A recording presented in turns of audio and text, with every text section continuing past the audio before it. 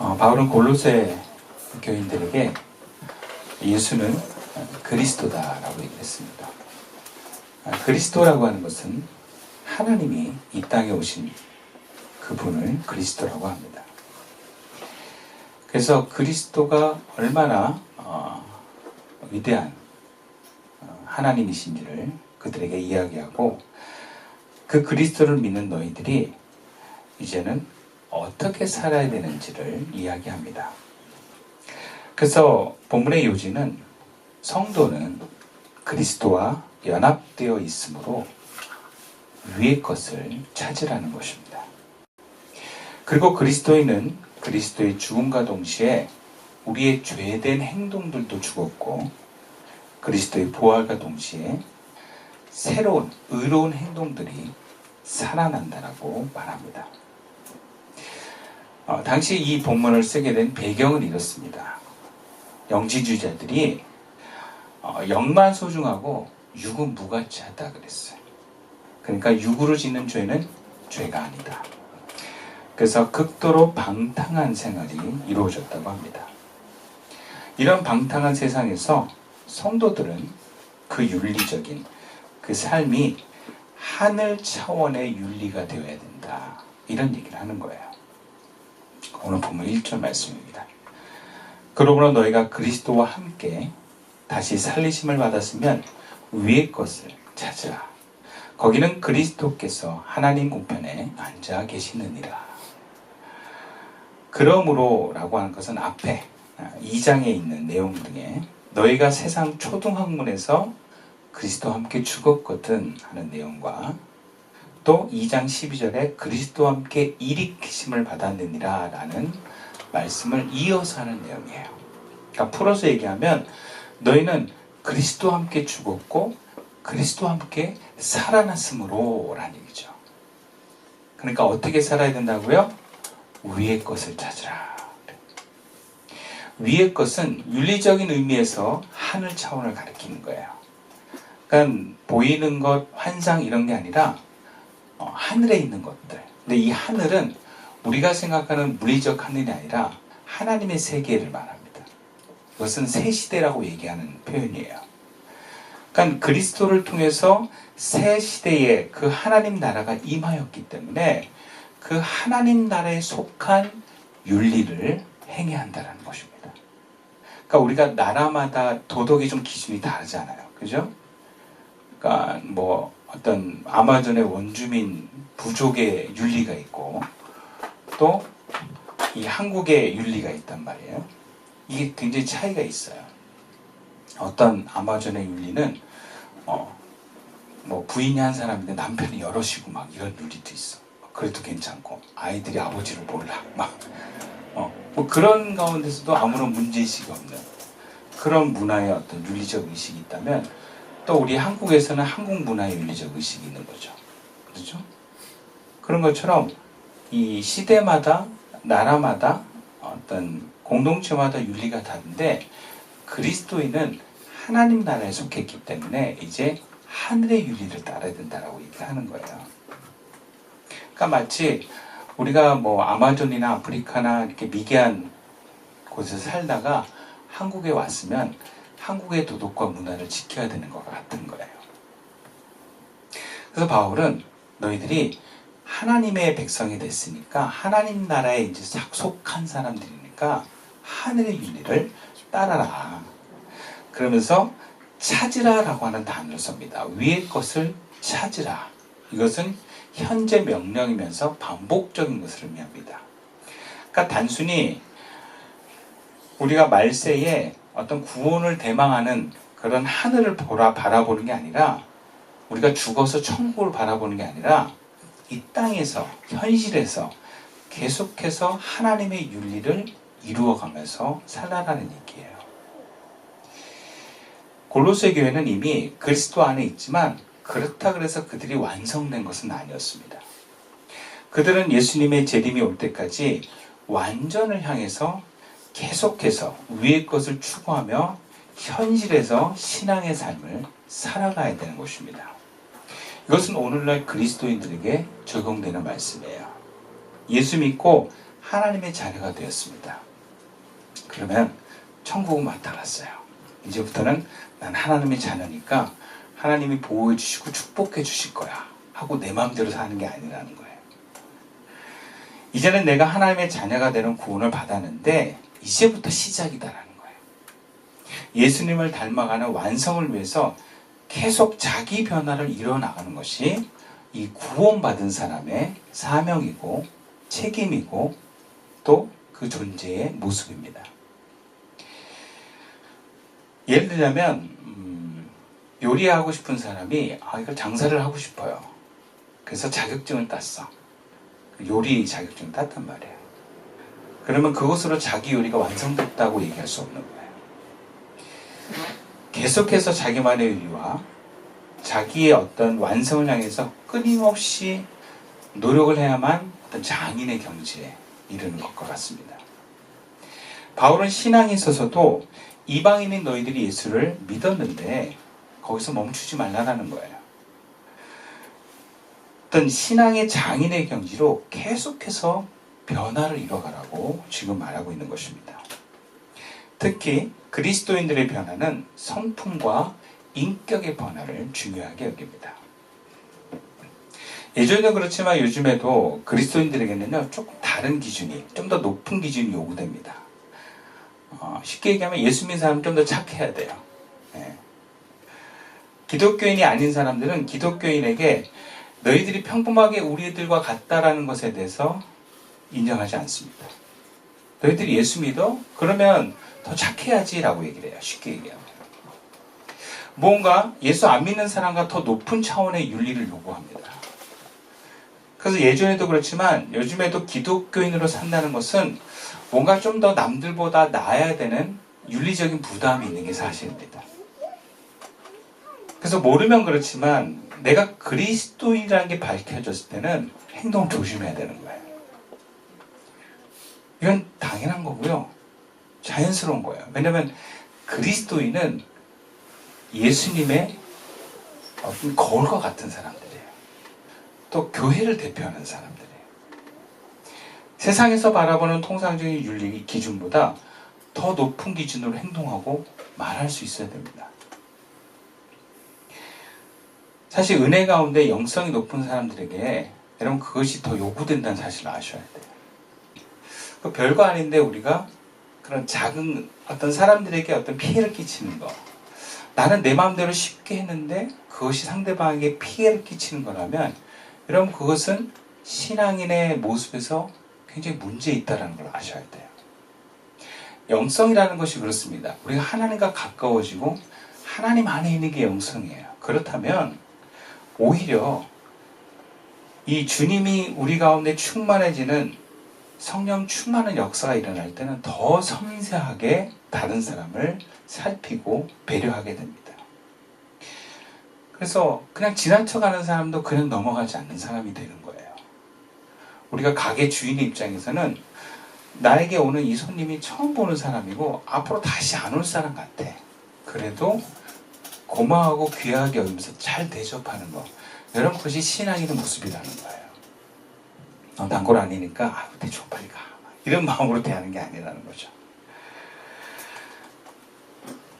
그러나 이런 높은 윤리의식은 애쓰라는 게 아닙니다.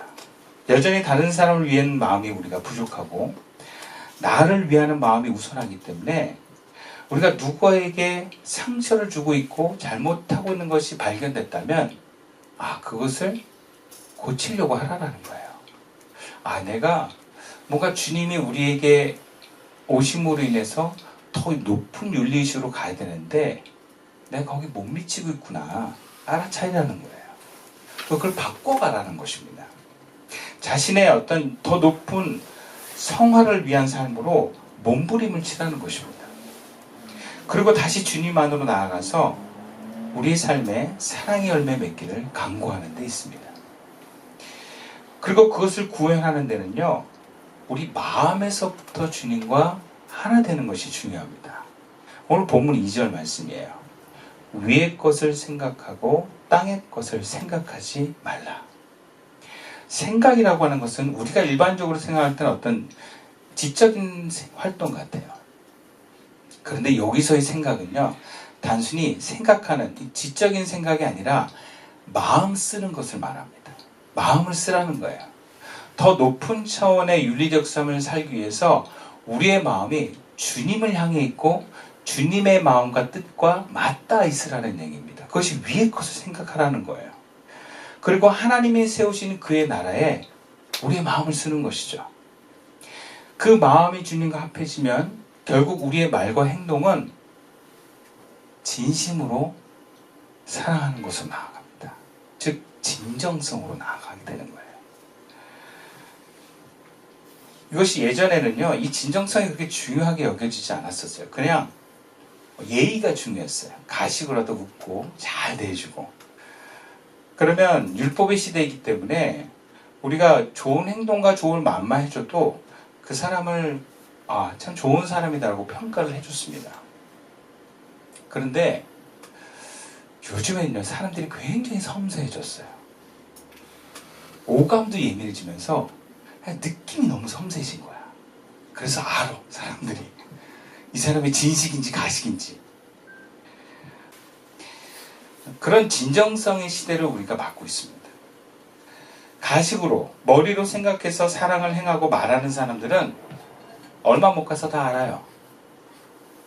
특히 설교하는 목사나 가르치는 리더들은 그 말씀과 가르침을 듣는 성도들이 다 내 마음을 안다라고 생각해야 돼요. 누가 그러더라고요. 디저트를 만드시는 분이 디저트에 조금만 이렇게 오래된 거나 이런 걸 하면 성도들이 귀신같이 한다고. 찾는 사람들이. 그 성도들도 그래요. 성도들도 다 알아요. 그냥 다 안다고 생각을 해야 돼요. 사람도 그렇고 음식도 사람들은 그것의 진심을 알아차리는 시대에 왔습니다.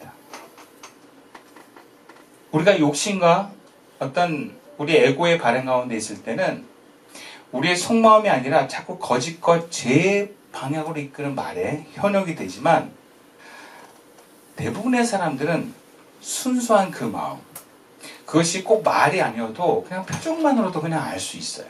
느낌으로 알 수 있는 시대에 우리가 살고 있단 말이에요. 그러니까 마음이 바뀌지 않고는 우리가 감동을 줄 수가 없어요. 결국 우리가 더 높은 수준의 그리스도의 말과 삶을 살아내려면 우리 마음부터가 주님과 가까워야 됩니다.